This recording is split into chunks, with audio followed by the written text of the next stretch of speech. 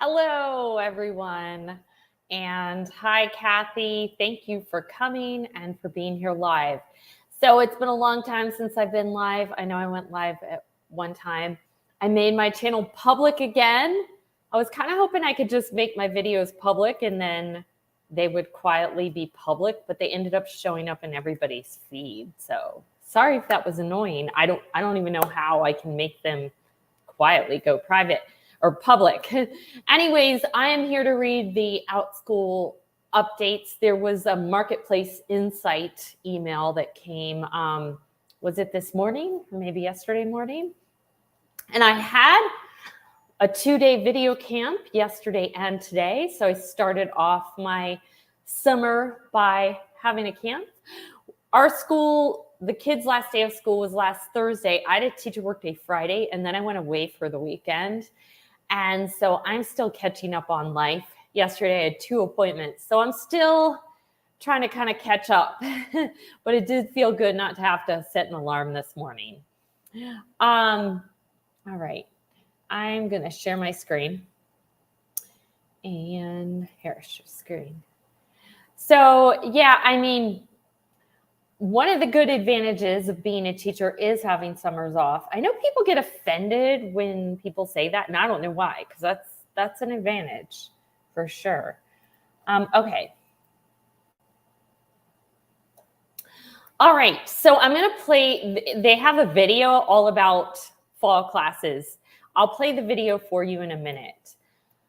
Designing captivating semester classes. I'll come back to that. I'm going to read them more information. Then they have like classes in demand, class topic requests, which is really good if you're a new teacher to give you ideas on what kinds of classes parents are looking for. Enrollment trends, global insights, and that is that. Let me play the video, and I will also react to it. Let's see. Let me know, guys, know if you already watched this. Okay. All right, Teachers Lounge, get the most with up to date. Okay, here's the video. We predict these 2 class formats will dominate fall bookings. Is your class catalog ready? Parents are already looking ahead to the fall school semester, and you should be too. Keeping in line with trends from previous years, we predict that semester classes and tutoring will lead fall bookings. Here's how you can start adding classes now that meet rising demand from families. First, tutoring.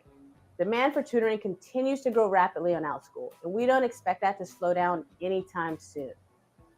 62% of current tutoring classes listed for September through November are for English and math. However, there has historically been a high demand for one-on-one language learning and private music lessons, such as learning an instrument, singing lessons, and dance classes during this season as well. Last year, over 30% of all one-on-one bookings for the fall season were for music and language lessons. But right now, only 13% of open fall classes match those subjects. This means we may start to see a demand that exceeds our supply. And you have the chance to increase enrollments by adding more music and language tutoring sections now. And what about semester classes for the fall? Last month, our user research team shared that many families are looking for semester classes that meet multiple times per week. This allows learners, especially homeschool learners, to create a full curriculum from their Outschool classes and have multiple touch points with their teachers each week. If you don't currently offer semester courses that meet a few times a week, try creating a class that follows that model. Here's the current class subject distribution for fall semester classes with open sections on Outschool. Take note of which subjects have lower supply levels and try listing a few extra sections. If you teach a more popular subject like English, think about how you can get creative and design classes that stand out from the crowd. Don't forget to explore the Educator Library's business and marketing resources for big ideas on how to grow your business. Remember that families who love your semester courses could become high-value customers for your teaching business, returning for long-term classes year after year. Lastly, If you're looking for new ways to make your classes more engaging and encourage semester learners to keep coming back, consider gamifying your lessons. Many educators use gamification in class to encourage participation and help learners celebrate achieving goals. Have you considered how you can use points, rewards, leaderboards, and challenges throughout an entire semester to keep kids engaged? We see gamification as one way educators can attract new learners and get rave reviews from happy families this fall. Okay, so your business action items for this week are: add tutoring sections for the fall, especially if you teach traditional academics, music, or world languages. Explore expanding your semester class formats to meet more than once a week.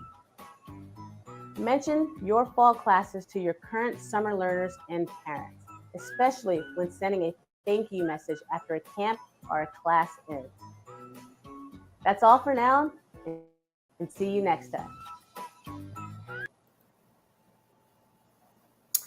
All right. So so what do you think about that? I have only offered tutoring a few times, just me personally, and I haven't been on the platform that much, I should say, in the past 6 months, but I never had a lot of luck with tutoring. The only time I ever got a tutoring booking is if I lowered the price way down to the point where it wasn't even worth it. I just decided to keep lowering the price to see. I finally got a booking. I did for a little while do ESL, wasn't super profitable, but did give me a little extra money. I think I had success with quite a few clients up until last summer, and then I stopped doing it in the summer and never really rebuilt. Anyways, I know that you do ESL tutoring, Kathy. How is that going? Okay, and then they said, do semester classes that meet more than once a week. I always did mine once a week. I had one super popular class, and probably if I were to come back and do Outschool again as my main class, I probably would just do this one class, because in the other classes that you get like 1 or 2 learners here and there, you know. Oh, I have to tell you what happened. I'll finish like reading these updates first. But I'll have to tell you what happened to me. Okay, I'm just going to read the bullet points of this, but how to create successful semester classes. Know your audience. Like, what are families looking for? You know, they might outsource their child's learning for subject grade level. My finding always was that they're more likely to outsource if it's something they can't teach themselves. If you have a progress report, transcript, portfolio, I never did all that. The best part about Outschool is you get to like choose all that as a teacher. I hate grading, and I still do. You know, I do it in brick and mortar because I have to, but I mean, if you want to do grading, that's one way that you would stand out from other teachers. Okay, when are they available? Obviously, ESL is going to be morning or night or something like that. Who are you creating it for? So 40% of the 47%, which is almost half, Outschool families report they homeschool, unschool, or use another type of schooling outside of traditional classroom. So they this is just to explain the different types. There's homeschool, traditional schoolers, which are kind of like, they homeschool, but they're trying to replicate, you know, in-person classroom schooling. Focus on academics, design an age range targeted curriculum. I always had a wide age range, which in my classes, which different people have different opinions about, but I do find that homeschoolers don't mind and even prefer the wider age range because they don't go by set grades, or siblings could be in classes together. But, you know, some people I saw in the parent groups do want a smaller age range. So depends. Align your schedules, plan flexible lessons, find ways to build community. I did find that my classes where kids were kind of more friendly with each other and became friends, you were less likely to get unenrollments. and communicate with families. I always try to get back in 24 hours. List classes 3 to 6 months in advance. That's why they're trying to tell you right now to get ready for your fall classes. And for me, when I did fall, sorry, I touched my mic. When I did fall classes, I'd have some start in August and some start after Labor Day. So you gave people the choice. Make your listing stand out, include a course video, keywords. Think to yourself, what's another word that people might call this thing? Additional details for full curriculum classes. Consider flexible payment options. Okay, that's a totally new thing. Have you done much with the flexible payment options, Kathy? Oh, let's see what you are saying. I've been getting writing tutoring for $28 for 25 minutes and also ESL. I've had to scale back. I'm fully booked with a waiting list and I just cut from 22 hours to 16. Well, that's great. I do see a lot of people asking for writing tutoring. So if you're doing that, that's good.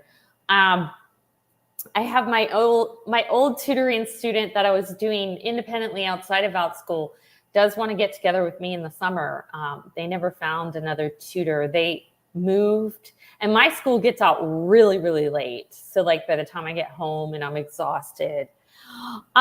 Okay, so I'll have to tell you what's going on with me. So anyways, yesterday I started a 2-day camp, which went yesterday and today of my video class.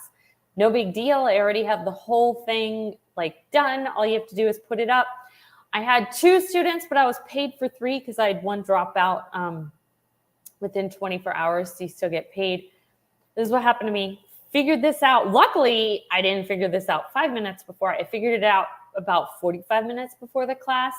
Anyways, I've always had a Nearpod, but I'm not using it as much anymore because, well, I'm not teaching on Outschool. I did use it a little bit in brick and mortar.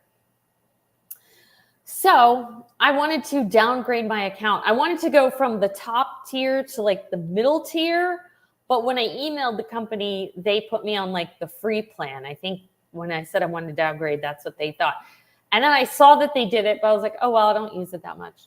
Anyways, my video course got deleted.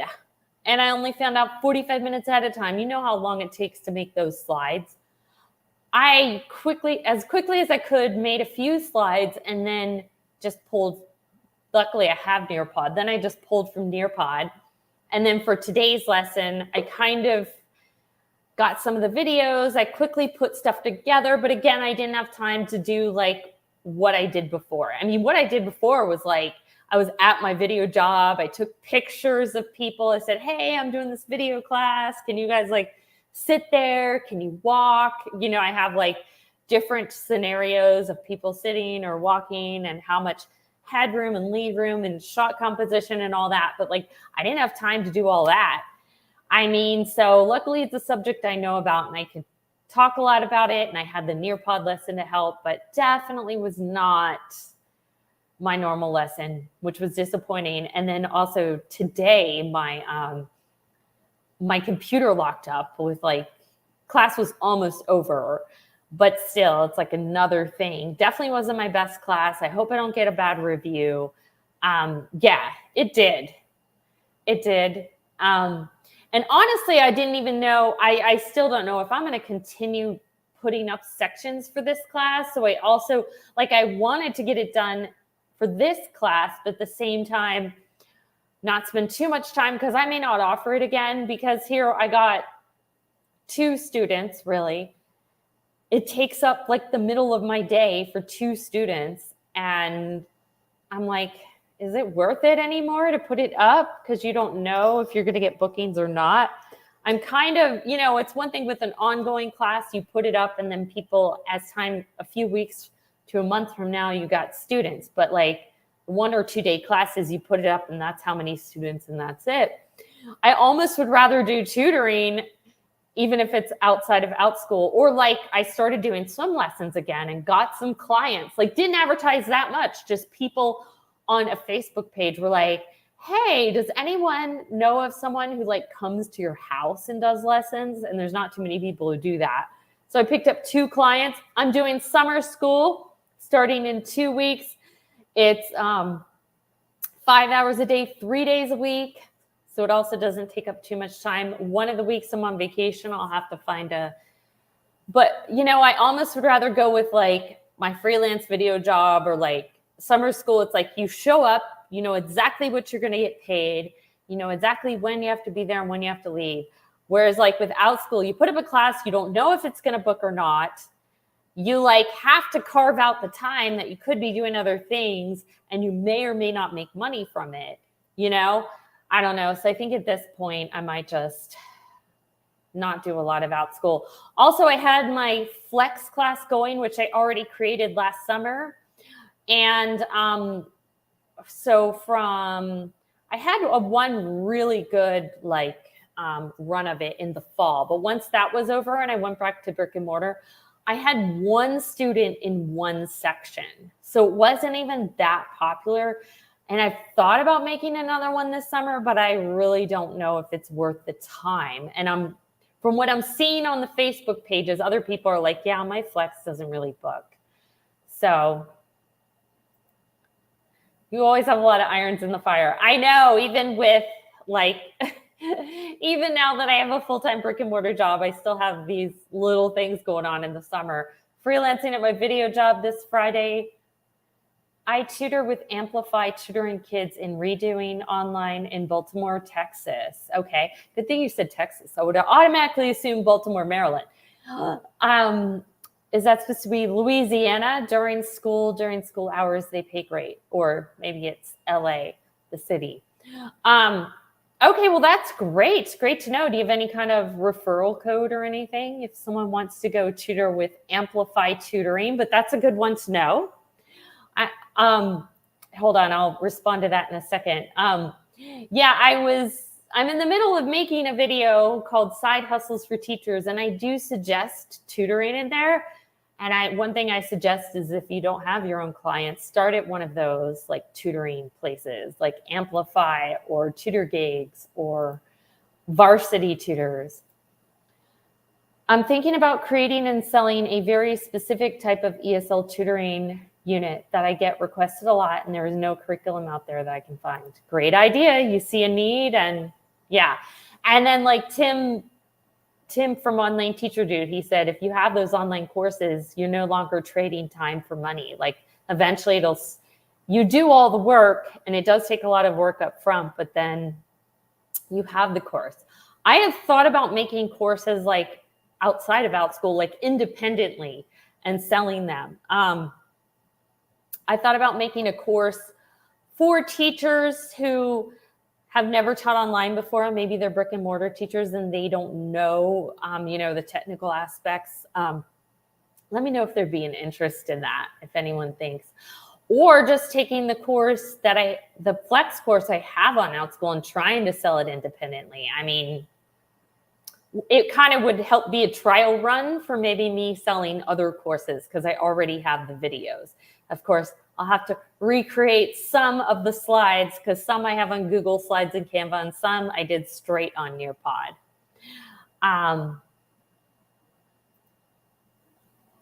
It's super easy and fun. They give you the lesson plan and you just create the slides to teach it. Classes are 30 minutes each. LA is for Los Angeles. Okay, yeah. I know that LA is also the state abbreviation for Louisiana. Okay, that sounds easy. Maybe if I need an extra job, although I'm doing a lot this summer, I'll come to you. Tim and others, their words about not trading time for money keep resonating in my mind. Same. It's why I've thought about doing like a course. I've also really thought about upping my game in my YouTube channel. I know I kind of put it on hold for a while. Like trying to do more edited videos. So it's so weird. When I stopped doing YouTube was when I wanted it even more. I wanted YouTube to do it even more. Like I watched a lot more Think Media. And so anyways, coming out soon, I'm going on job interviews, trying to find a new job. I'm documenting that journey. And I've got one out called Side Hustles for Teachers, which I shot and started editing, but like didn't finish because life got busy. If you've ever been a brick and mortar teacher, you know those last like 2 weeks of school are crazy. And then we went away, and I'm still trying to catch up from all that. Yeah, so I don't know. We'll see. Are you guys keeping Outschool classes going? I'm going to continue teaching my Chinese student, but I kind of never stopped teaching her. So anyways, now that I am off school, I'm going to try to do these weekly. So come. Are you a rep for that company's study prep? Oh yeah. So yes, I'm a brand ambassador. Like, yeah, I've probably figured it out by how many that I have. So basically you get assignments and you're paid a certain amount of money for each assignment. So videos are the most. They give you $40 for each video, which, you know, if you're a big YouTuber, that might not sound a lot, but I get $0 for making any of my videos. So 40 sounds great. When I worked for a Go-Go Kid brand ambassador, I got 30 per video, but like they were picky. Like they would send it back to you and be like, no, you need to change this, this, and this. Study.com, just like both videos I've done, they just accept them right away. And they have other assignments, like you post on social media, you get $10. If you like comment on someone's post, like recommending study.com, you get like $6 each, which adds up. They give you like $15 a month, which could be $90, but you have to be careful that you're truly only commenting when like it's relevant or when you really think study.com can help someone, or else they're just going to kick you out of those Facebook groups for spam. So, you no longer want to teach. Well, Giselle, I went back full-time to brick and mortar in January. I just needed a full-time job.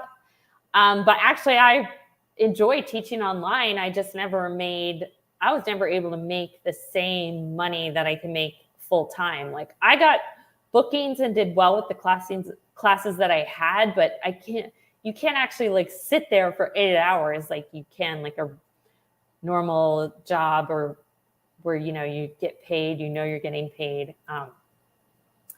They will be hiring in August and September. You will have to travel to Baltimore to get fingerprinted if they place in Baltimore. Okay, I live way too far away from Texas, but this is good if anyone does. This is an option. Anyone is interested. And if you have some type of referral code, Trey, don't hesitate to send it to me, and I can put it in the description of this box. I don't have a referral code, so I always, if other teachers do, I'll use your code. And if you're applying to the job, it costs you $0 to use someone's referral code, and it can help them sometimes get some type of bonus or referral for it. So yes, but that's good to know. Yeah, tutoring places always gear up more in the school year, but we always want more tutoring in the summer. So that's a downside. Thank you, those of you who watched today. Thank you, those of you who watched later. I'm going to start going live again once a week. So I miss the community that going live. You know, you can put out videos, but it's not the same as being able to talk back to people and stuff. Are you going back to teaching brick and mortar? I am trying to find, I'm job searching though. Videos coming out about that soon, but I am just not doing the exact same thing I was doing before. All right. Bye, guys. Thanks for coming. And in Chinese, 再见.